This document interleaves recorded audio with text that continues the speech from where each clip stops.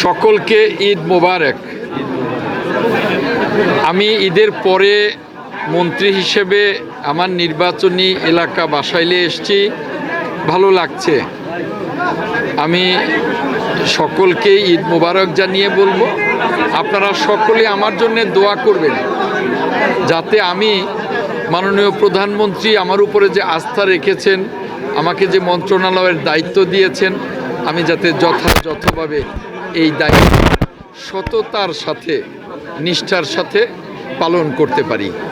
আমি আপনাদের মাধ্যমে বাসাইল সখীপুরবাসীর কাছে দোয়া চাই যাতে বাসাইল সখীপুরবাসীর আকাঙ্ক্ষা পূরণ করতে পারি এবং আমার যে মন্ত্রণালয়, সেই মন্ত্রণালয়ের কাজগুলো আমি যাতে সুচারুরূপে করে সারা জাতি এই মুক্তিযুদ্ধ মন্ত্রণালয় নিয়ে যে আশা আছে, যে প্রত্যাশা আছে, সেই প্রত্যাশা আমি যাতে পূরণ করতে পারি।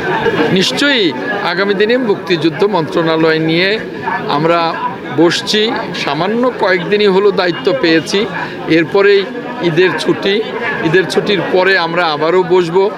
আমি মন্ত্রণালয়ের সকল কর্মকর্তাকে নিয়ে আমি পরিকল্পনা করব কিভাবে পরিকল্পনা করলে সারা জাতির আশা আকাঙ্ক্ষা বা প্রত্যাশা পূরণ করতে পারি, সেভাবেই পরিকল্পনা হবে এবং তার বাস্তবায়নও সেভাবেই হবে। মাননীয় প্রধানমন্ত্রী আমাকে দায়িত্ব দেওয়ার পর থেকেই প্রয়োজনীয় নির্দেশনা দিচ্ছেন। ওনার নির্দেশনা অনুযায়ী আমি কাজ করব। ধন্যবাদ।